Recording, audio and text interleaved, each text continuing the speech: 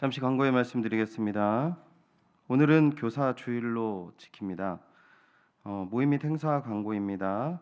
구역장 권찰 교육 안내입니다. 금주부터 수요 일부 예배 후 바로 직후에 현장과 실시간 온라인으로 구역장 권찰 교육을 진행하겠습니다.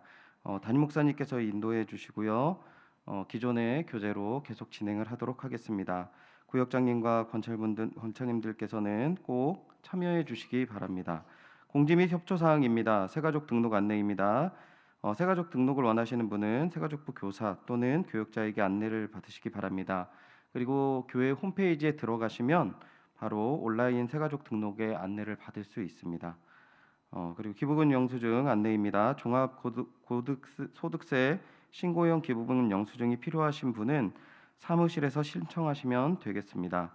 전교인 사진 촬영 안내입니다. 다음 주일 16일 1부, 2부 각각 1부, 2부 예배 후에 교회 마당에서 사진 촬영이 있습니다.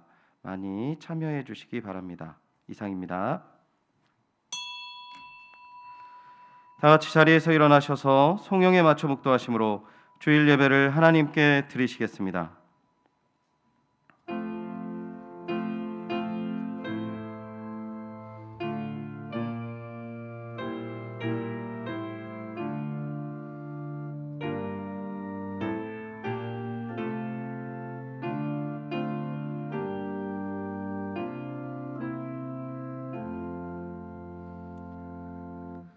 우리 각 사람에게 그리스도의 은혜를 베푸시는 하나님, 감사와 찬양을 드립니다. 주님, 오늘 주일을 허락하시고 예배의 자리로 인도하셨사오니 우리의 마음을 열어 주님의 귀한 말씀에 청종하게 하여 주시옵소서. 그리하여서 믿는 것과 아는 일에 하나가 되게 하여 주시옵소서. 또한 그리스도의 장성한 분량이 충만한 데까지 이르게 하셔서 사람의 속임수와 간사한 유혹에 빠지지 않고 진리 가운데 거하게 하여 주시옵소서. 늘 보호하시며 인도하실 줄 믿사오며 이 모든 말씀 주 예수 그리스도의 이름으로 기원하옵나이다. 아멘. 사도신경으로 신앙 고백하겠습니다.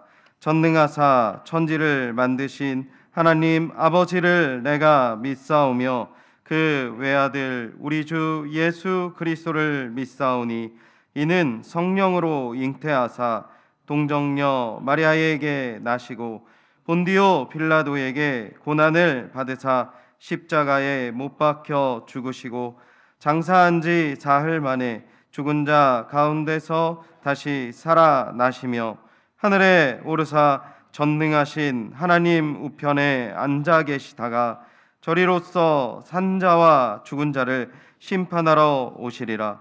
성령을 믿사오며 거룩한 공회와 성도가 서로 교통하는 것과 죄를 사하여 주시는 것과 몸이 다시 사는 것과 영원히 사는 것을 믿사옵나이다. 아멘. 자리에 앉아주시기 바랍니다. 찬송가 70장 피난처 있으니 다 함께 찬양 드리시겠습니다.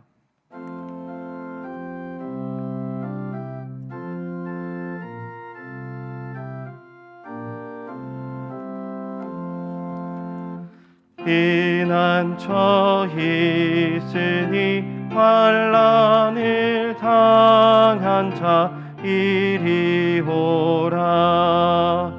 땅들이 변하고 물결이 일어나 산 위에 넘치되 두렵잖네. 이방이 떠들고 나라들 모여서 진동하나.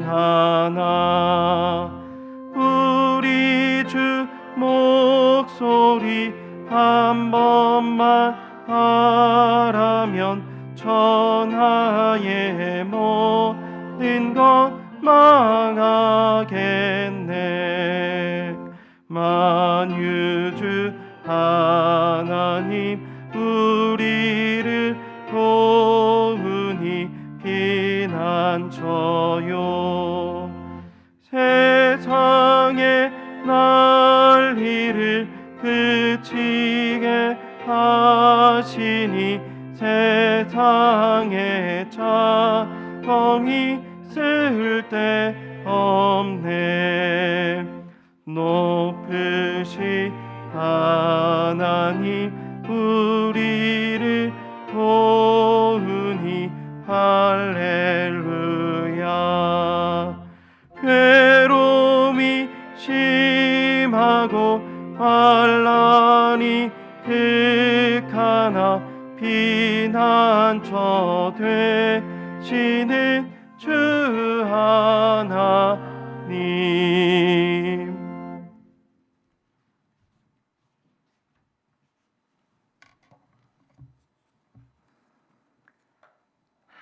사랑과 은혜가 풍성하신 살아계신 하나님 아버지, 복된 주일을 허락하시사 저희들을 예배의 자리로 인도하여 주신 하나님 앞에 먼저 감사와 찬양을 올려드립니다. 오늘 이 시간 우리가 어느 초소에서 예배를 드리든지 친히 찾아와 주시고 임재하시사 우리의 심령 가운데 말씀해 주시고 주신 말씀을 마음속 가운데 깊이 새기는 예배의 시간이 되게 하셔서 오직 하나님만을 높이는 예배 되기를 소원하오니 저희의 예배를 기뻐 받아 주옵소서.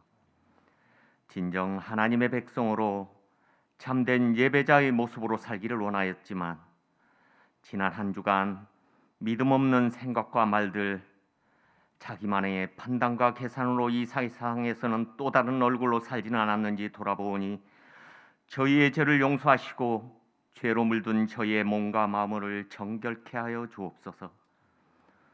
오늘 말씀을 통하여 눈에 보이는 이 세상을 보지 아니하고 우리 마음 가운데 항상 함께 하시는 성령께 집중하며 살아갈 수 있도록 저희의 눈을 열어주시어 거룩한 하나님의 백성으로 살아가게 하옵소서.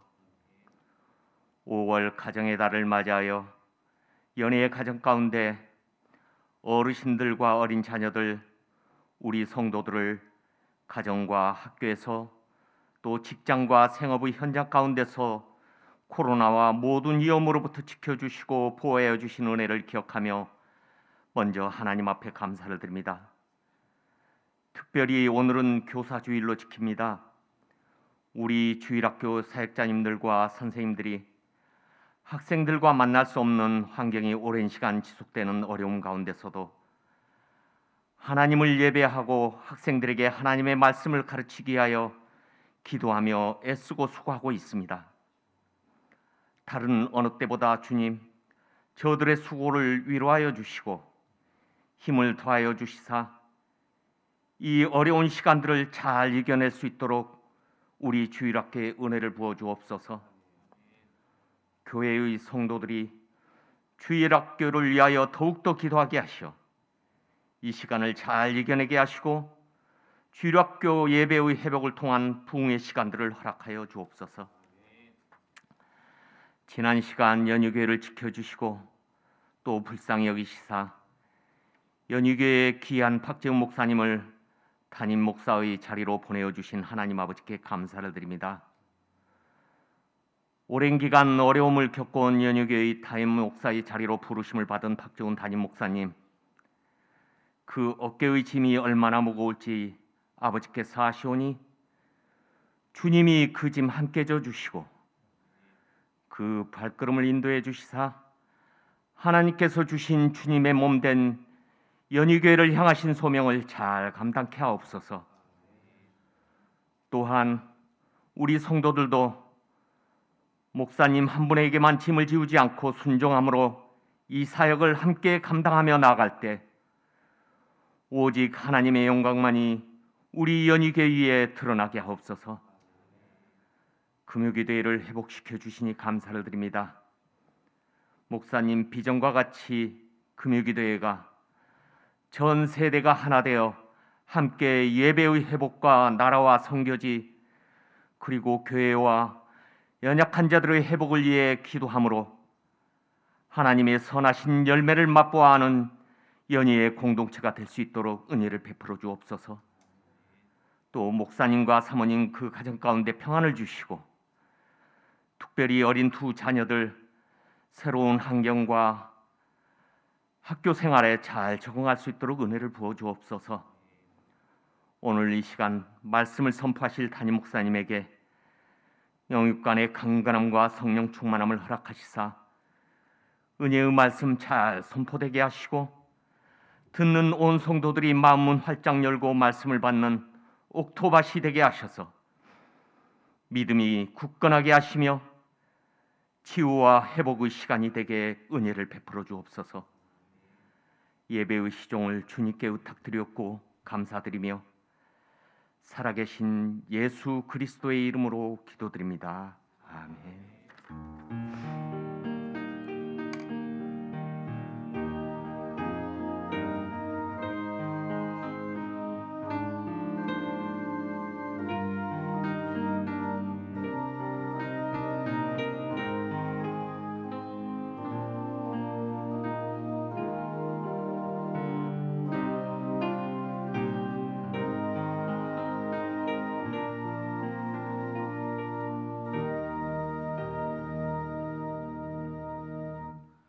오늘 우리에게 주시는 은혜의 말씀입니다. 다 함께 겸허한 마음으로 하나님의 말씀을 받겠습니다. 하나님의 말씀은 사도행전 8장 26절에서 31절까지 말씀입니다. 신약 성경 200면에 있습니다.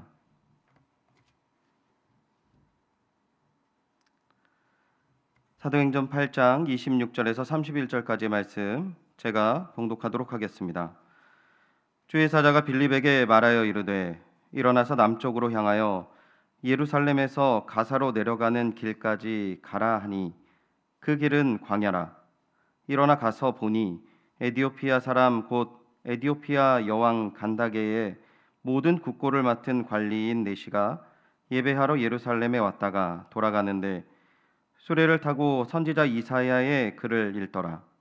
성령이 빌립더러 이르시되 이 수레로 가까이 나아가라 하시거늘 빌립이 달려가서 선지자 이사야의 글을 읽는 것을 듣고 말하되 읽는 것을 깨닫느냐 대답하되 지도해 주는 사람이 없으니 어찌 깨달을 수 있느냐 하고 빌립을 청하여 수레에 올라 같이 앉으라 하니라. 아멘. 이 시간 담임 목사님 나오셔서 헌금을 위해 기도해 주시고 같이 앉아 전하라라는 제목으로 하나님의 말씀 전해 주시겠습니다.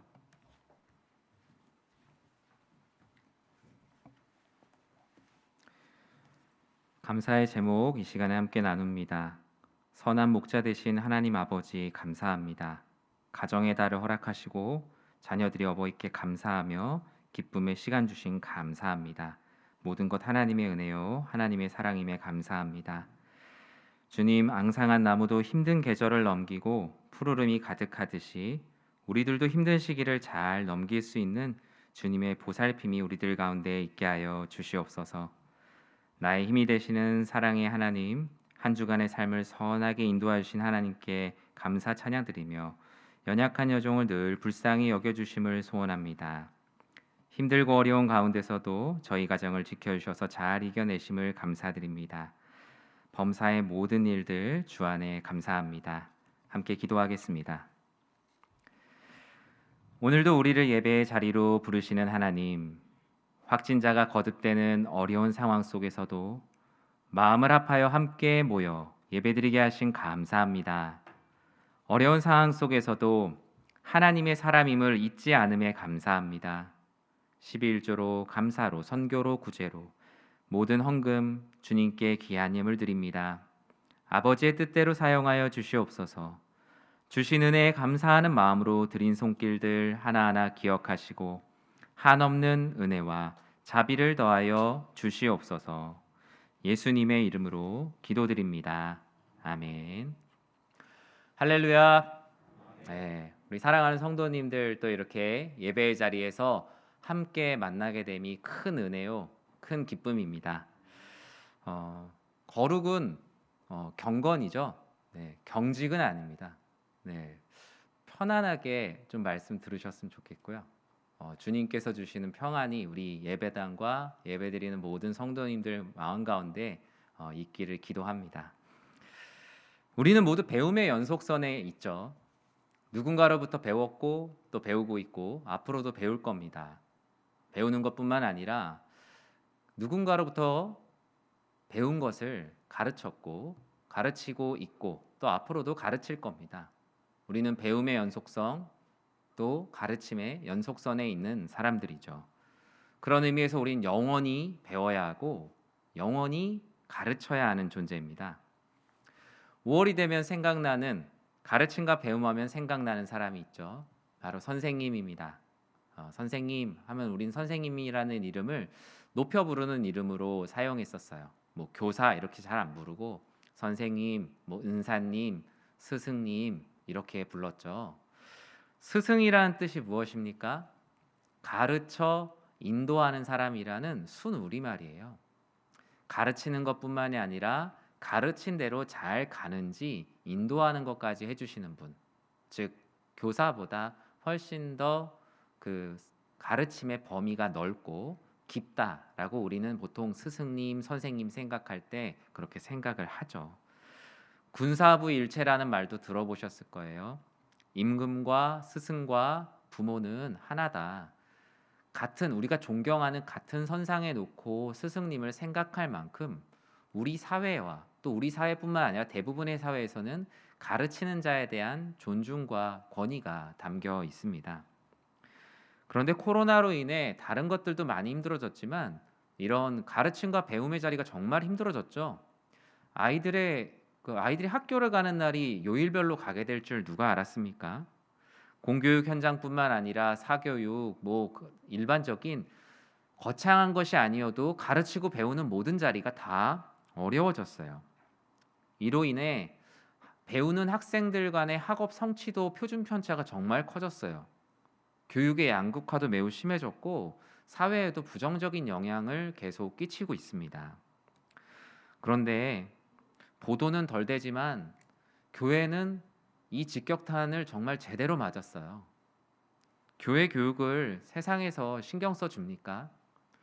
공교육이나 사교육만큼 말씀 교육에 대한 당위성을 세상에서 인정해 주지 못하다 보니 일반적인 세상의 교육보다 차순위 정도가 아니라 차순위 아니면 아예 순위에도 거론되지 않을 만큼 교회 교육은 어려움을 겪고 있습니다. 이로 인해 학생들의 학업 성취도의 표준 편차가 커진 거랑은 비교할 수 없을 정도로 우리 자녀들의 신앙의 편차가 정말 많이 커졌습니다. 지난주 국민일보 기사를 보니 설문조사의 타이틀이 이렇습니다. 코로나19 이후 가족 구성원의 신앙생활 변화에 대한 설문조사가 있었는데요. 그중 가장 충격적인 결과는 코로나 이후 가족과 함께한 신앙생활이 있는가? 여러 가지 많은 항목들이 있거든요. 근데 맨 마지막 항목이 없다인데 없다가 제일 많아요. 없다. 원래 하던 거 있었는데 가족들과 함께 예배당도 가고 이러는 신앙생활이 있었는데 41.5%가 하던 신앙생활이 멈췄다라고 얘기하는 충격적인 답을 들었습니다. 교회는 지금 스승도, 학생도, 배움도, 가르침도 어려운 상황입니다. 2009년에서 2019년 사이에 한국교회에 조사를 한번 했습니다. 한국교회 주일학교 학생 수는 10년 동안 40%가 줄어들었습니다. 그리고 미취학부, 즉 영아부, 유치부가 없는 교회는 전체 교회의 80%입니다. 전체 교회 80%의 영유치부가 없고요. 한국교회 절반에 유초등부가 없습니다. 지금 우리는 그런 시대를 살아가고 있어요. 이에 대해 교계의 어른들과 또 열심히 신앙생활하셨던 현지 사역자들은 우리가 젊은 교사들을 키워내고 젊은 사역자들을 키워내는 일에 너무 소홀히 했다라고 말합니다. 교회의 양적인 성장은 했지만 정작 교회 교육의 현장들은 교육이 아니라 타가 개념에 불과했다라고 얘기하죠. 한국 교회의 주일학교 현장은 무너지고 있는 것이 아니라 이미 초토화되었다라고도 말합니다. 이렇게 긴급한 상황이어서 극약 처방을 해야 됨에도 불구하고 대부분의 교회들은 단순한 감기처럼 별일이 아닌 것처럼 약을 사 먹는 정도의 교회 정책을 펼쳐가고 있다라고 말하고 있습니다. 저는 우리 교회가 100주년이 되는 때를 한번 이렇게 생각해 봤어요. 한 2050년쯤 되겠죠. 지금보다 25년 후 텐데요. 이때에 대해서 미래학자이며 목사이신 최윤식 박사님께서는 개신교 인구는 지금의 절반이 될 것이고 그 절반 중 70%는 60세 이상의 은퇴자들이 채울 것이며 교회 구성원 중 주일학교는 채 5%가 되지 않을 것으로 전망하고 있습니다. 이게 2013년에 전망한 거거든요. 근데 2021년에 지금은 그 당시의 계획보다 훨씬 더 가파른 하락세, 2025년에서 2026년 지점을 우리는 2021년에 지나고 있습니다. 그리고 2028년에는 2013년보다 교회의 재정 상황이 절반이 될 것으로 예측하고 있습니다. 절망적이죠. 이 설문과 전망에 공감이 되십니까? 분명 추세선이 그렇게 가리키고 있는 건 맞아요. 맞습니다. 우리가 부정할 수는 없습니다. 그러나 그리스도인들은 항상 추세선과 대세를 거스르는 이들이었어요. 거꾸로 거슬러 올라가는 사람들이었어요. 오늘 본문도 현재의 상황을 거슬러 올라가는 이들의 이야기가 기록되어 있습니다. 우린 이런 절망적인 상황 속에서 어떻게 살아야 할까요? 먼저 첫째로 우리는 절망 속에서도 전하는 삶을 살아야 합니다. 오늘 본문은 우리들의 상황과 너무 많이 닮았어요. 오늘 본문 사도행전 8장은 7장의 큰 사건 이후에 일어나는 일들을 기록하고 있습니다. 사도행전을 성령행전이라고 하죠. 성령께서 행하시는 이야기들이 하나하나 기록되어 있는데요. 7장에서 어떤 일이 있었습니까? 스데반 집사님의 순교가 있었죠. 이 순교로 인해 예루살렘 박해가 가속화됩니다. 예수님을 믿는다는 이유로 어떤 무브먼트를 일으켜서 사회를 혼란시킨 것도 아닌데 스데반 집사님이 돌에 맞아 순교하자 많은 그리스도인들이 박해로 인해 동요하기 시작합니다. 1절은 이 상황을 이렇게 얘기합니다. 사울은 그가 죽임당함을 마땅히 여기더라. 그날에 예루살렘에 있는 교회에 큰 박해가 있어 사도 외에는 다 유대와 사마리아 모든 땅으로 흩어지니라. 너무나 깊은 절망이죠. 복음 전하는 거 이제 다 끝난 것 같습니다. 복음을 전할 수도 없고 세상은 이 스데반 집사님의 죽음을 불쌍히 여기기는커녕 애도하기는커녕 마땅히 여기는 분위기였어요. 얼마나 절망적입니까? 그런데 이런 분위기가 원래 보통 한번 사건이 일어나면 좀 잠잠해져야 되는데 더 불일듯이 커지기 시작해요. 이제는 무언가 복음을 전하는 사람뿐만 아니라 복음을 전했던 이들, 그리스도 예수를 주라고 믿는 이들까지에게도 박해가 이어집니다. 3절은 그 장면을 이렇게 말하고 있어요. 사울이 교회를 잔멸할세 각 집에 들어가 남녀를 끌어다가 옥에 넘기니라. 사울은 교회를 완전히 파괴합니다. 성도들 역시 신앙생활을 할 수 없게 되죠. 더 이상 복음을 전할 수 없는 상황, 아니 그냥 예루살렘 자체에서 믿는 자들이 생존을 하기가 어려운 상황입니다. 모든 땅으로 결국 흩어지게 되었죠. 그러나 이런 절망에 흩어진 가운데도 산소망 되시는 그리스도 예수를 붙들었던 이들의 이야기가 기록되고 있습니다. 우리 4절 말씀을 같이 한 목소리로 읽도록 하겠습니다. 그 흩어진 사람들이 두루 다니며 복음의 말씀을 전할세. 아멘. 저는 오늘 이 이야기를 하고 싶습니다. 1절과 2절과 3절은 현실이죠. 현실 너무나 어렵습니다. 신앙생활하기도 어렵고 오늘 이 예루살렘의 상황은 지금보다 훨씬 안 좋아요. 우리보다. 집에 있는 사람들까지 끌어다가 감옥에 가두는 상황이니 얼마나 힘들겠습니까? 그러나 반대로 4절은 반전의 이야기를 다루고 있습니다. 시대를 거슬러 올라가는 이들의 시작을 이야기하고 있죠. 복음을 전하고 영혼을 구원하고자 하는 이들의 열정. 그들이 예루살렘에 있었던 그들의 자리는 흩었을지 모르겠지만 그들의 복음 전도와 선교와 교육에 대한 열정은 흩어지지 않았습니다. 오히려 더 똘똘 뭉쳐서 점조직처럼 그리스도인으로 살아가기 시작했습니다.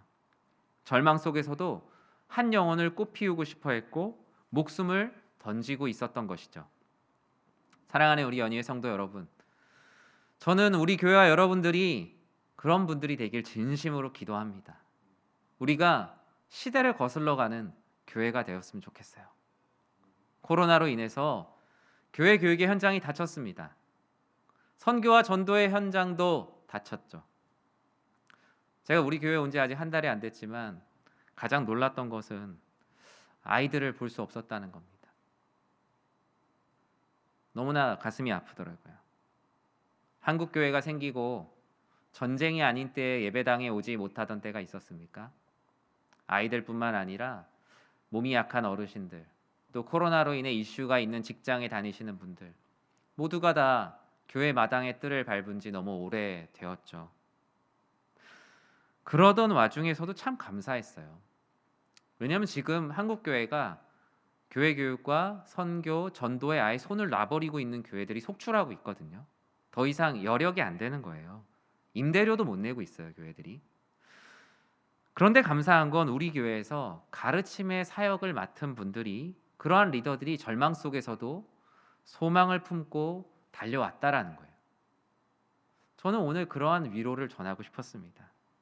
선생님들, 구역장님들, 장로님들, 안수집사님들, 권사님들, 새가족을 담당하는 분들, 복음을 전하는 자리들마다 절망 속에서 너무나 어려운 상황에서 완전히 주저앉지 않았다는 겁니다. 계속 표대를 향하여 달릴 수 있도록 주님께서 능력과 지혜도 주시고 우리 교회를 포기하지 않으셨다라는 그 사실이 저에게는 너무나 큰 감동이 되었습니다.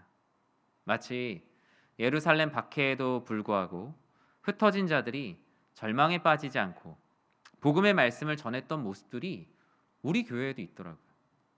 우리 교회에도 남아 있더라고요. 지난주 우리 교회 주일학교 아이들이 드리는 온라인 예배 영상을 하나하나 다 모니터링을 했습니다. 영상을 받아서 제가 직접 참여할 수가 없으니 하나하나씩 다 저도 예배를 드렸어요. 한 가지를 느꼈어요. 이분들 정말 고생이 많으시구나. 경험해보지 않은 시대에서 어떻게든 복음을 전해야 될 대상들에게 어떻게 하면 예배를 드리게 할까, 여러 가지 방법들을 사용하시는 모습을 보면서 저는 오히려 옛날이 떠올랐어요. 제가 어릴 때 악보 같은 거 할 때도 요즘이야 파워포인트로 앞에 딱 띄우면 되지만 옛날 선생님들 어떻게 하셨어요? 큰 전지에다가 그 궤도에다가 악보 하나하나를 그려가면서 찬양 부르고 말씀도 거기다 그려가면서 했어요. 요즘 같으면 10분에 해야 될 일, 10분이면 할 일들을 3시간, 4시간을 들이시면서 예전에 어르신 선생님들이 해주셨어요. 저도 그렇게 배웠어요. 지금 모습은 다르지만 동일한 노력을 하고 계시더라고요. 너무나 그게 큰 감동이 되었습니다. 그러면서 마음속 깊은 곳에서 솟아난 소망은 하나님께서 예배 가운데 정말 함께하고 계시는구나. 아이들의 눈빛, 또 선생님들의 열정, 사역자들의 마음, 그 가운데 하나님께서 임재하시고 있다는 확신이 마음 가운데 큰 평안과 위로가 되었습니다. 저는 비대면 예배를 옹호하거나 대면 예배를 촉구하는 이분법적인 주장을 하는 것이 아닙니다. 이건 역시 이 자체보다 더 중요한 본질로 우리가 나아가야 될 때가 되었습니다. 박해와 같은 코로나 시국에서도 영적인 가르침이 필요한 이들에게 가르치기 위해 가르침의 자리를 지켜올 수 있었다는 것이 가장 큰 은혜라는 거예요. 하나님께서 얼마나 기뻐하실까요? 물론 부족한 부분들이 많이 있죠. 아쉬운 부분들도 많이 있죠. 그런데 하나님은 일단 먼저 우리들에게 그렇게 말씀하실 것 같아요. 착하고 충성된 동안 부족하지만 내가 어려운 상황 가운데 참 잘했다. 지금 우리 교회 교사들에게 필요한 격려입니다. 왜 이것을 이렇게 했냐 저렇게 했냐가 아니라 상황이 참 어려웠는데 정말 잘했다. 그러면서 그 안에서 보완할 점을 하나님께서 우리들에게 말씀하시겠죠. 사랑하는 연희 성도 여러분, 절망 속에서도 우리는 전할 수 있습니다. 그리고 전해야 돼요. 하나님께서 그것을 너무나 기뻐하시기 때문이에요. 환란으로 인해 흩어진다 하여도, 코로나로 인해 우리가 다 같이 모이지 못한다 하여도 우리는 하나님 안에서 복음을 전할 방법을 찾고 연약한 구역원들, 연약한 아이들, 청년들, 또 청장년들을 인도할 방법들을 끝까지 찾아 나서야 합니다. 왜 이렇게 해야 되냐면 이 가장 큰 이유가 무엇이냐면 하나님께서 이것을 기뻐하신다라고 성경은 기록하고 있기 때문이에요. 결국 우리 하나님의 기쁨과 하나님의 영광을 위해 살아가는 존재들이잖아요. 빌립이 예루살렘 박해 이후 집이 어디 딴 데 있었던 것도 아니고 얼마나 당황했겠어요.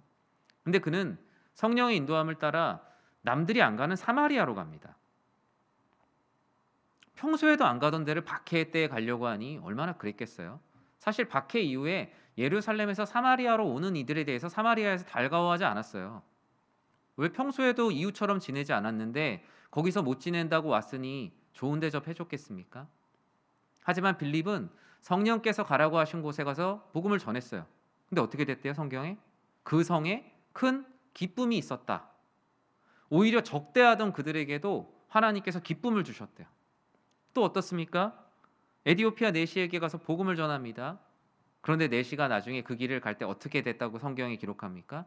그가 그 길을 기쁘게 가게 되었다라고 말합니다. 이것이 바로 절망 속에서 전하는 자와 함께하는 하나님의 기쁨입니다. 옥에 갇힌 것 같이 우리가 코로나로 인해 격리된 일상을 살아가고 있지만 우리가 그러한 절망 속에서 무엇을 할 것입니까? 신세 한탄을 할 겁니까? 아니면 이전의 일들만 계속 곱씹을 것입니까? 우리는 현재의 자리에서 복음 전하는 일부터 시작하면 됩니다. 나에게 맡겨진 아이들을 가르치고 자녀들을 양육하고 믿지 않는 부모님을 복음으로 공경하는 이러한 일이 있을 때 거듭나고 성숙한 영혼들이 넘쳐나게 될 겁니다. 저는 우리 교회가 절망 가운데도 사회적으로 교회적으로 내 인생의 절망 가운데도 하나님 말씀 전하고 가르치는 일을 멈추지 않는 축복된 교회가 되기를 주님의 이름으로 축원합니다. 오늘 말씀 두 번째로 주님은 성령의 인도함을 따라 전하는 공동체가 되어야 된다고 말씀합니다. 앞서 예루살렘 박해로 흩어진 성도님들, 각자의 자리에서 좌절하지 않고 복음 전도자의 삶을 살아냈어요. 얼마나 감사합니까? 빌립도 그 중에 하나였죠. 유대인들이 이웃이라 여기지 않는 사마리아에 갔어요. 그리고 절망 가득한 사마리아를 기쁨으로 바꾸었어요. 성령의 인도함이죠. 이러한 성령의 인도함은 오늘 본문으로, 오늘 우리가 읽은 본문으로 빌립을 몰아갑니다. 우리 26절 한번 같이 한번 읽어볼까요? 주의 사자가 빌립에게 말하여 이르되 일어나서 남쪽으로 향하여 예루살렘에서 가사로 내려가는 길까지 가라 하니 그 길은 광야라. 주의 사자가 하나님의 임재요 천사라고 의미하고 있는 주의 사자가 말씀합니다. 일어나서 남쪽으로 향하여 예루살렘에서 가사로 내려가는 길까지 가라. 그리고 그 길이 어떤 길인지 굳이 설명하지 않아도 되는데 성경은 얘기합니다. 그 길은 광야라. 그 길은 광야라는 건 뭐예요? 좋은 곳은 아니란 얘기죠. 가사는 예루살렘에서 애굽으로 가는 길에 있어요. 사막에 이르기 전에, 광야로 가기 전에 그나마 마지막으로 물을 얻을 수 있는 포인트가 바로 여기에 있습니다. 쉽지 않은 길입니다. 고통이 너무나 많고 갈급함이 있는 곳이에요. 빌립 자신의 성정으로는 절대 가지 않았을 그곳에 성령의 인도함을 받아 빌립은 가게 되죠. 그리고 그곳에서 한 사람을 만납니다. 오늘 본문의 또 다른 주인공입니다. 그 사람은 누굽니까? 에디오피아 여왕 간다게의 국고를 맡은 고위 관원입니다. 성경은 내시라고 표현하고 있죠. 당시 에디오피아는 왕이 있었어요. 근데 왕이 어려서 어머니가 상당 부분을 감당해 왔죠. 그래서 에디오피아 여왕 간다게라는 표현을 씁니다. 그는 아주 특이한 이력을 가지고 있어요. 보통 에디오피아 이제 고위 관원을 만났으면 뭐 그 나라 신을 믿고 있었을 텐데 어떻게 그를 기록합니까? 예루살렘에 예배를 드리러 왔다가 돌아가는 길이랍니다. 너무나 특이한 이력을 갖고 있어요. 그는 돌아가는 수레에서 더 신기한 건 이 선지자 이사야의 글을 읽고 있었다는 거예요. 정말 신기한 경우죠. 유대인이 아니면은 그 주변에 예수님의 행적을 보았던 이들이 그 성경을 읽고 있는 것이 아니라 전혀 알 수 없는 이방인이 예루살렘에 가서 예배를 드리고 그리고 오는 길에도 성경 말씀을 읽으면서 오고 있다. 지금처럼 평안한 어떤 우등버스를 타고 오고 있는 것도 아니고 정말 먼지 풀풀 날리는 곳에 수레를 타고 오면서 성경을 읽는다. 보통의 상황이 아닌 상황이죠. 아마 그는 하나님을 예배하는 자였지만 완전히 회심하진 못한, 즉 그리스도 예수는 누구인지 모르는 신앙을 가지고 있었던 사람으로 여겨집니다. 거듭남의 비밀을 알지 못하는 이방인이요 구도자였죠. 어쩌면 이 장면은 이방인의 선교를 본격적으로 가속화하는 시간이 되었습니다. 이때 다시 한번 성령의 인도하심이 계속 빌립을 몰아갑니다. 29절 뭐라고 기록합니까? 성령이 빌립더러 이르되 이 수레로 가까이 나아가라. 성령께서 말씀하세요. 이 수레로 너가 가까이 나아가라. 빌립은 늘 성령의 인도대로 살았어요. 성령의 인도대로 사마리아를 갔고 가사를 갔고 이제 하나님께서는 더 가까이 가라고 말씀하십니다. 사랑하는 연희 성도 여러분, 이것이 교사의 삶이요 믿는 자의 삶입니다. 복음이 필요한 사람이 있어요. 근데 내가 알지 못해요. 근데 성령께서 가라고 하신 사람이 있고 성령께서 가라고 하신 장소가 있고 성령께서 가라고 하신 상황이 있습니다. 그 자리로 나를 인도해 달라고, 하나님의 필요가 있는 곳으로 나를 인도해 달라고 기도하십시오. 그것이 참된 주 안에서의 교사된 삶이요 사역자의 삶입니다. 그렇게 되면 그것은 성령께서 인도하시긴 곳이기 때문에 성령께서 역사하시고 성령께서 능력을 베푸시고 성령께서 모든 것을 변화시켜 주시는 거예요. 내가 하는 게 더 이상 아닌 거예요. 내가 정한 게 아니거든요. 주 안에서의 참된 스승은 가르침의 대상을 스스로 정하지 않습니다. 오직 성령의 인도함을 따라 내가 맡을 만한 사람들을 가르치는 것이 아니라 내 성향에 맞는 사람들에게 복음을 전하는 것이 아니라 오직 성령의 인도함대로 따라 그곳에 가서 말씀을 전하는 사람입니다. 성령께서 인도하시게 되면 이제 그때부터는 내 능력이 그렇게 중요하지 않습니다. 하나님께서는 인도하신 자를 책임지시거든요. 복음 전하는 자에게 능력도 주시고 방법도 주시고 지혜도 주세요. 저는 이 사실을 믿고 우리들이 복음 전해야 될 자리에서 담대히 복음을 전하는 사랑하는 우리 모든 연희의 식구들 되기를 진심으로 기도합니다. 세 번째로 우리는 같이 앉아 주의 말씀을 전해야 합니다. 저는 오늘 이 부분을 중점적으로 이야기하고 싶습니다. 우리 30절 말씀을 같이 한번 읽어볼까요? 빌립이 달려가서 선지자 이사야의 글 읽는 것을 듣고 말하되 읽는 것을 깨닫느냐. 수레로 나아가라는 성령의 인도함을 받아서 빌립이 어떻게 했다고 얘기해요? 달려갔다라고 얘기합니다. 성령 하나님의 인도하심과 명령에 그는 시간을 지체하지 않았어요. 한 영혼을 위해 그는 머뭇거리지 않고 달려갑니다. 그러면서 그가 읽고 있는 선지자 이사야의 글을 읽는 것을 보고 가서 나지막히 얘기합니다. 뭐라 얘기합니까? 읽는 것을 깨닫느냐. 더 쉽게 얘기해 볼까요? 선생님, 지금 읽고 있는 게 이사야 성경 같은데 당신 그거 무슨 말인지 알고 읽으시는 겁니까? 제가 도와드릴까요? 이런 말이 되겠죠. 그는 다른 인사들을 뒤로하고 오직 주의 말씀에 대한 궁금증, 그것을 풀어내고자 그는 매달렸습니다. 주의 말씀을 풀어주려는 빌립과 주의 말씀을 풀어서 알고 싶은 에디오피아 내시와의 만남이에요. 성령께서 보내신 자의 진심에 이 에디오피아 관원은 완전히 마음을 열어버립니다. 누가 열어주신 거예요? 성령께서 열어주신 거예요. 그 교사의 능력이 아니라 성령 하나님께서 복음을 전하고자 하는 열정이 있는 사람의 마음을 아시고 그 믿음을 아시고 믿지 않는 자의 마음을 활짝 열어주신 거예요. 근데 과연 빌립만 성령님이 인도하셨을까요? 이 에디오피아 관원도 성령께서 인도하신 거죠.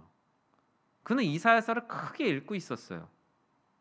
저는 그걸 크게 읽고 있는 마음이 무엇일까 생각해 봤거든요. 저는 그런 마음이 들었습니다. 난 주의 말씀을 너무 알고 싶다. 광야에 아무도 듣는 사람이 없는데 나는 이 말씀을 좀 알고 싶다. 그의 간절함을 성령 하나님께서 들으시고 복음을 전하고자 하는 빌립과 매칭시켜 주신 거예요. 관원 역시 성령의 인도함을 받은 거예요. 하나님께서 부르신 자는 빌립만이 아니라 에디오피아 내시만도 아니라 두 사람을 다 부르신 거예요. 성령께서는 주의 말씀을 전하는 자, 주의 말씀이 필요한 자들을 만나게 하세요. 성령 하나님께서 마치 중매를 서듯이 만나게 해주세요. 저는 그 자리가 바로 교회라고 생각합니다. 교회는 말씀이 필요한 사람과 말씀을 전하고자 하는 사람들과의 만남입니다. 그리고 그들은 다 하나님께서 부르신 사람들이에요. 우리는 이것을 성령께서 주관하시는 만남의 축복이라고 하는 겁니다. 저는 사랑하는 우리 교회 모든 성도들이 이러한 만남의 축복을 누리시길 진심으로 기도합니다. 내가 가서 복음을 전할 때 복음이 필요한 사람들을 다 만났으면 좋겠어요.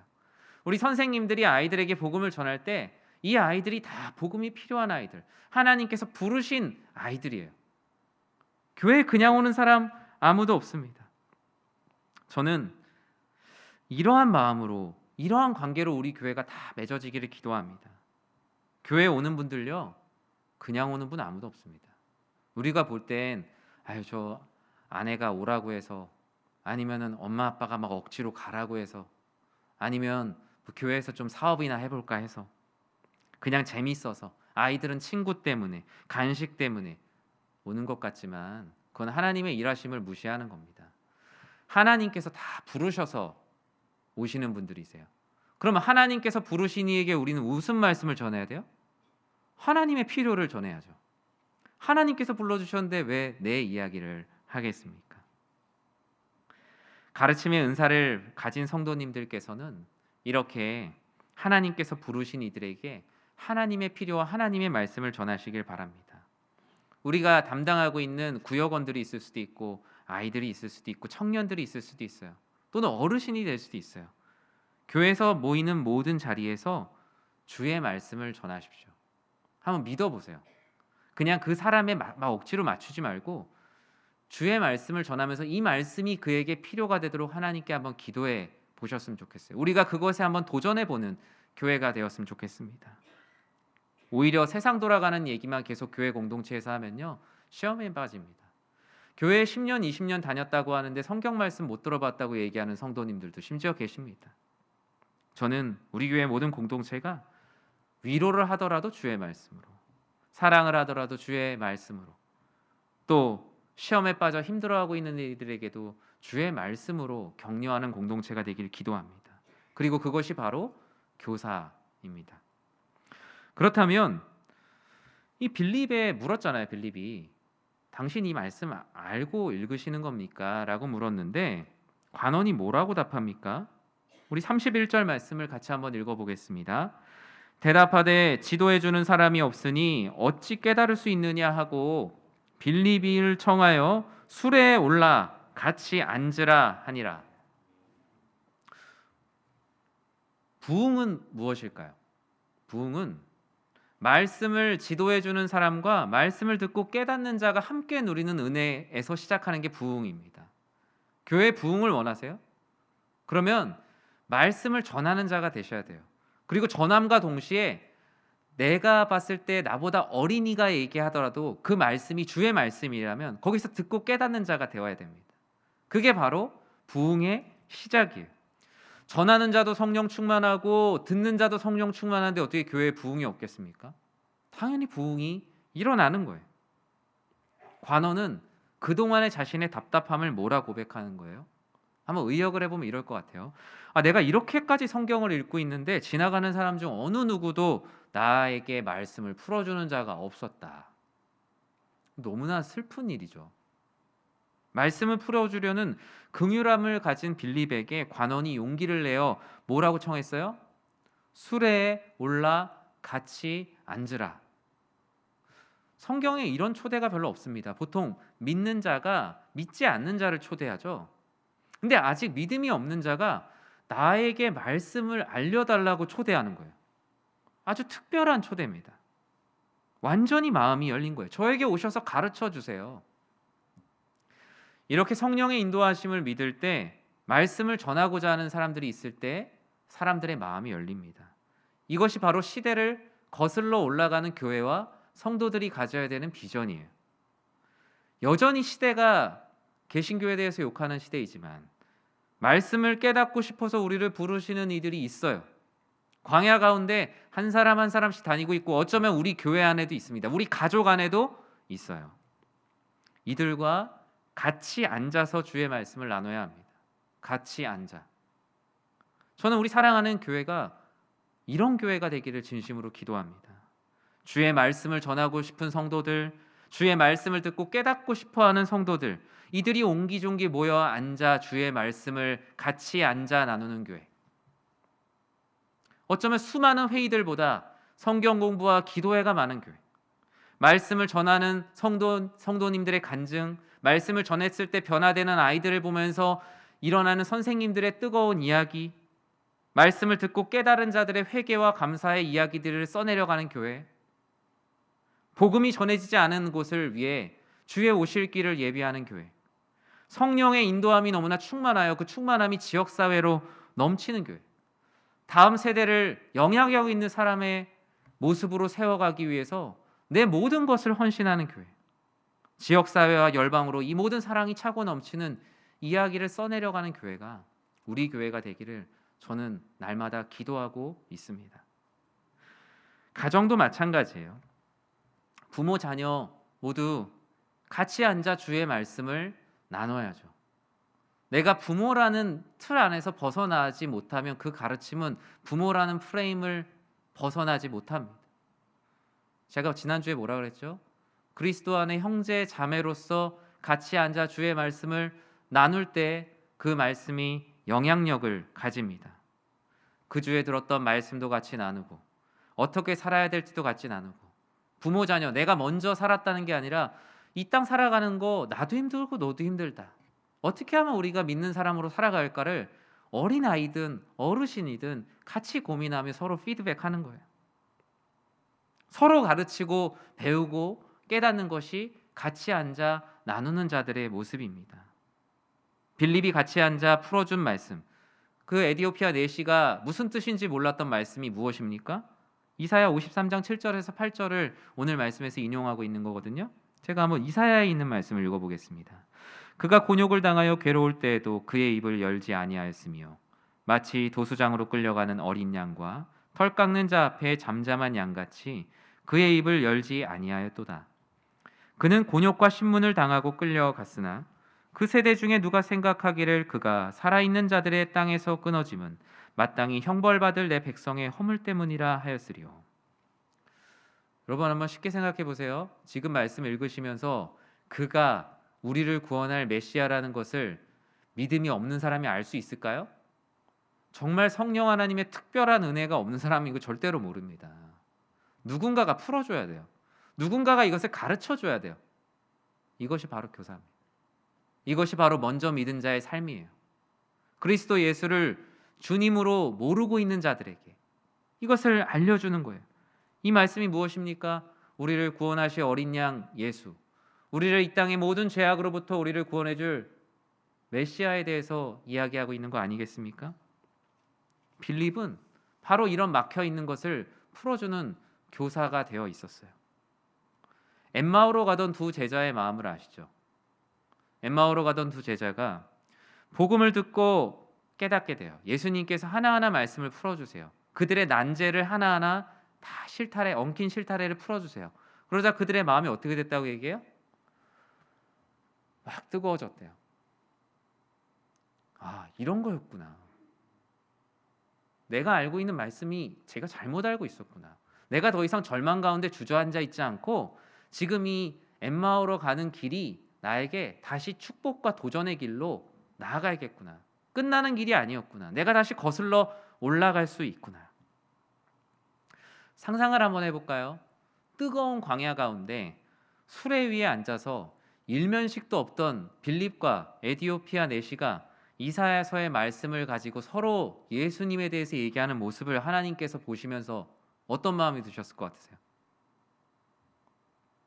너무 좋으셨겠죠. 너무 기쁘셨겠죠. 하나님이시지, 이런 표현하기 뭐하지만 하나님이 정말 감동받으셨을 것 같아요. 와, 이런 박해 가운데도 복음을 전하는 나의 백성이 있구나. 이런 시대의 어려운 가운데도 말씀을 알고자 하는 이들이 있구나. 물론 이들을 내가 만나게 해주었지만 이들의 이 모습이 너무나 아름답구나. 하나님은 이들에게 선물을 해주고 싶으셨어요. 무슨 선물을 해주셨어요? 오늘 말씀 뒷부분에 나옵니다. 바로 예수 그리스도와의 연합, 세례입니다. 세례. 세례가 바로 말씀을 전하는 자와 말씀을 듣고 깨달은 자들이 함께 누리는 가장 아름다운 모습, 그것이 바로 세례예요. 하나님의 은혜가, 하나님께서 주시는 은혜를 우리가 눈으로 볼 수 있는 게 뭔지 아세요? 바로 성례, 세례와 성찬. 근데 세례, 하나님께서 주시는 은혜를 이들은 보게 되었어요. 빌립이 예수를 가르쳐 복음을 계속 전했겠죠. 그 가운데 세례에 대한 이야기들도 분명히 있었을 겁니다. 그러다 보니 성령께서는 이들의 간절한 마음을 알고 물이 없는 광야에서 물이 있는 곳으로 그들을 인도하세요. 내시는 그 물을 보면서 뭘 생각했을까요? 가르쳐 준 대로 생각했어요. 물을 보니 세례가 생각이 났죠. 뭐라고 얘기합니까? 마치 베드로는 어떻게 고백했어요? 주는 그리스도시요 살아계신 하나님의 아들이십니다 라는 고백을 내시는 자신의 화법으로 고백해요. 어떻게 고백하냐면요, 36절 한번 읽어볼까요? 길 가다가 물 있는 곳에 이르러 그 내시가 말하되 보라 물이 있으니 내가 세례 받음에 무슨 거리낌이 있느냐. 이게 한글 성경은 약간 좀 뭐랄까요, 내가 세례 받는데 무슨 문제 있습니까? 뭐 이런 것처럼 보이는데 그런 건 아니고요. 내가 너무나 세례를 받고 싶다는 거예요. 내가 이 물을 보고 내가 세례 받는데 제가 정말 너무나 받고 싶다라는 간절함. 이 사람의 말은 주는 그리스도시요 살아계신 하나님의 아들이십니다라는 말과 동일한 믿음의 고백이에요. 저는 여러분들께서 말씀을 전하는 모든 자리가 이런 고백으로 넘쳐나기를 진심으로 기도합니다. 우리 선생님들께서 아이들을 가르치는 자리 너무나 힘들죠. 이 아이들이 정말 이 말씀 듣고 있을까? 고민하지 마십시오. 성령께서 인도하시고 복음을 전하는 자리들마다 그 아이들의 영혼을 변화시켜 주실 거예요. 낙심하지 마시고 계속 울며 씨를 뿌리십시오. 그럼 아이들이 이와 같이 고백할 거예요. 제가 세례받음에 거리낌이 있습니까? 주는 그리스도시요 살아계신 하나님의 아들이십니다라고 고백하는 믿음의 사람들이 우리 교회 안에서 화수분과 같이 계속 차고 넘치게 될 것입니다. 물이 없다 할 때 물이 있는 곳으로 인도하실 거예요. 말씀을 들으려 하는 자가 없다, 그런 시대가 아니다 할 때도 말씀을 듣고자 하는 자들을 우리 교회로 계속적으로 보내주실 거예요. 그리고 사막의 한가운데서도 생각지도 못한 사람들을 만나게 하실 겁니다. 이것이 바로 믿는 자들이 늘어나는 부흥이에요. 우리가 기도해야 되는 부흥이 바로 이 부흥입니다. 저는 우리 교회와 가정에 이런 부흥이 넘쳐나기를 진심으로 축복합니다. 가르치는 자와 배우는 자가 누리는 은혜가 무엇입니까? 거듭남의 현장을 가장 가까이에서 볼 수 있다는 거예요. 여러분, 좋은 공연들이나 좋은 경기들이 있으면 다 VIP석에 앉고 싶어요. 왜요? 잘 보이니까요. 잘 들리니까요. 멀리서 볼 필요가 없으니까요. 그런데 하나님은요, 하나님의 VIP의 자리에 누구를 앉히는지 아십니까? 복음 전하는 자들을 앉히십니다. 절망 속에서도 그리스도 예수를 전하기를 힘쓰는 자들을 앞에 앉히시고 말씀하세요. 봐라, 내가 일하는 곳 가장 가까이에서 봐라. 그것이 바로 교사가 누리는 축복입니다. 하나님께서 주시는 은혜예요. 저는 우리 성도님들이 다 이와 같은 자리에 앉아 하나님의 일하심을 보는 모든 사랑하는 지체들이 되기를 축복합니다. 말씀을 맺습니다. 오늘 교사주일이에요. 선생님들 너무 고생 많으시고 너무 수고 많으십니다. 하나님께서 착하고 충성된 종이라고 말씀하십니다. 한국교회는, 이 한국교회 주일학교는 앞서 말씀드린 대로 지난 10년간 40% 이상의 학생들이 줄었습니다. 제가 우리 교회 통계를 찾아봤어요. 우리 교회는 동기간, 재적이 아니라 출석 학생 기준으로 60%가 감소했습니다. 1.5배속으로 진행되고 있어요. 이에 덧붙여 코로나 기간 20%가 더 줄었습니다. 저는 지금 누구의 책임을 논하는 것이 아니라 우리의 현상을 직시하자는 겁니다. 코로나가 끝난 이후에 한국 교회의 회복 탄력성 지수를 0.6으로 봅니다. 즉 10명의 성도가 있었다면 코로나 이후에 6명이 현장으로 돌아오게 될 거란 얘기죠. 그럼 예를 들어 볼게요. 예를 들어 2009년에 우리 교회에 300명의 다음 세대의 아이들이 있었다면 지금은 120명이 있을 겁니다.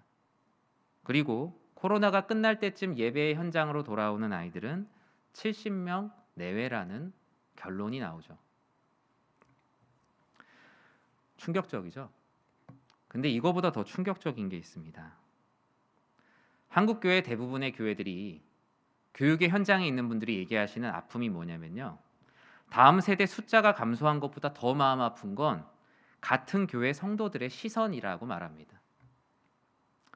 예전에 내가 교사할 때는 애들 정말 많았는데 라는 얘기는 지금 교회 부흥에 아무런 도움이 되지 않습니다. 현장의 선생님들을 더 힘들게 할 뿐이고요. 그건 그 시대에 하나님께서 허락하신 특별한 은혜입니다. 앞으로 어떻게 해야 될지에 대한 충분한 재정 지원, 비전이 필요하지, 과거를 곱씹을 때 나오는 단물은 이미 다 빠진 지 오래가 되었기 때문입니다. 현재에 같이 앉아 나누고 있으면 그 사실을 알 수 있는데 과거에 앉아서 현재에게 얘기하고 있기 때문이에요. 여러분, 식스 포켓이라는 말 아세요? 6개 주머니라는 얘기입니다. 이 말이 뭐냐면요, 한 아이를 키우기 위해서 6개의 주머니가 필요하다는 거예요. 6개 주머니가 뭐냐면요, 엄마, 아빠, 할머니, 할아버지, 외할머니, 외할아버지 주머니가 필요하대요. 한 아이를 키우는데. 이게 이제 저출산과 고령화 사회가 진행되면서 나온 신조어예요. 그래서 요즘에 초등학교 입학식, 유치원 입학식만 가도요, 아이 하나가 입학하는데 온 가족이 막 출동하죠. 그런데 지금은 6 포켓의 시대도 아닙니다. 이제는 8 포켓이라고 얘기해요. 지금 시대를. 아까 얘기한 6명에 더불어 이젠 삼촌과 이모까지 덩달아 주머니를 털어야 한 아이를 키울 수 있다라고 말합니다. 오래된 속담인데요, 아프리카에 이런 오래된 속담이 있어요. 한 아이를 키우려면 온 마을이 필요하다. 미래를 예견했던 걸까요? 그러면 한 아이가 믿음의 자녀로 자라는데 뭐가 필요하겠어요? 온 교회가 필요합니다. 온 교회.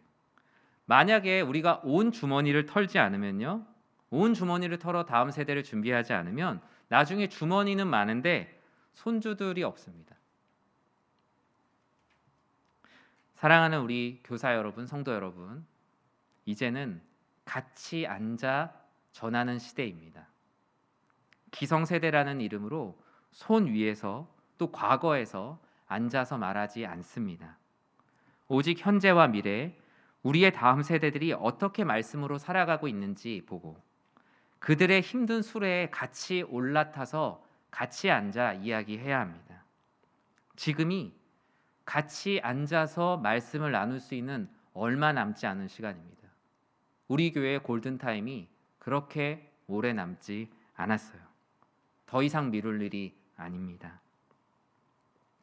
예루살렘 박해 가운데 예수님을 전하는 것이 끝났다 그랬죠. 더 이상 교회는 다 사라질 거라 그랬어요. 그런데 여전히 복음을 전하고 거듭난 영혼들이 계속 일어나게 되자 우리는 그들이 열심으로 복음을 전해왔기에, 또 하나님께서 일하셨기에, 성령께서 인도하셨기에 시대를 거슬러 2000년의 교회를 경험하고 있어요.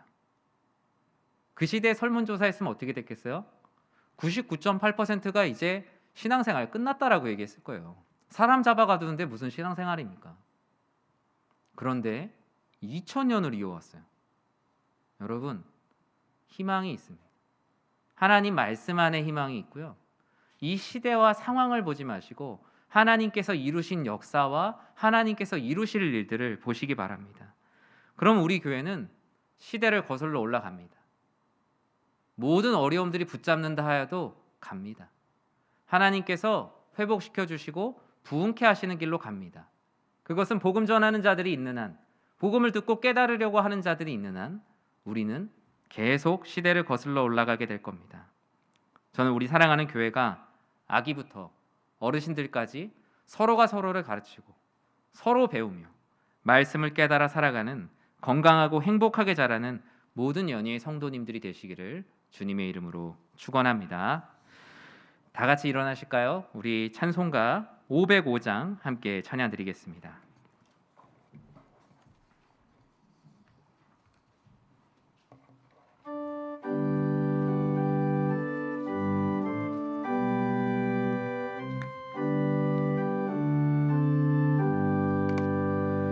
온 세상 위하여 나 복음 전하리 만 백성 모두 나와서 주 말씀 들으라.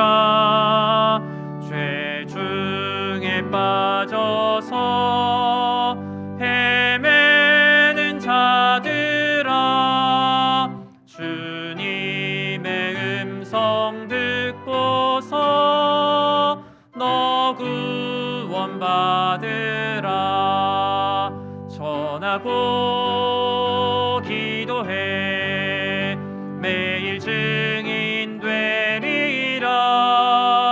세상 모든 사람 다 듣고 그 사랑 알도록 온 세상 위하여 이 복음 전하리. 저 죄인 회개하고서 주 예수 믿으라.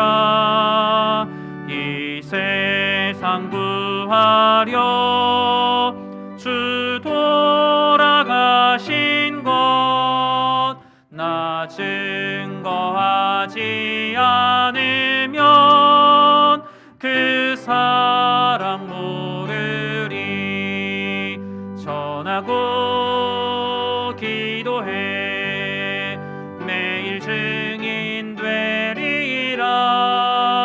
세상 모든 사람 다 듣고 그 사랑 알도록 온 세상 위하여 주 은혜 임하니. 주 예수 이름 힘입어 이 복음 전하자. 먼 곳에 나가서 전하지 못해도 나 어느 곳에 있든지 늘 기도 힘쓰리. 전하고 기도해 매일 증인 되리라. 세상 모든 사람 다 듣고 그 사랑 알도록.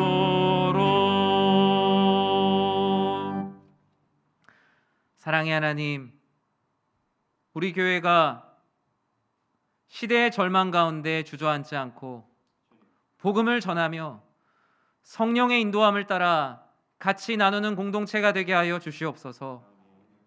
주님, 우리의 믿음이 연약하고 우리의 육체와 심령이 많이 지쳐 있습니다. 주여, 성령 충만케 하여 주시옵소서. 우리들에게 능력을 더하사 주의 일을 감당할 힘을 주시고 우리 교회가 시대를 거슬러가는 교회, 우리의 가정과 우리의 상황이 시대의 악함을 거슬러가는 교회 되게 하여 주시옵소서.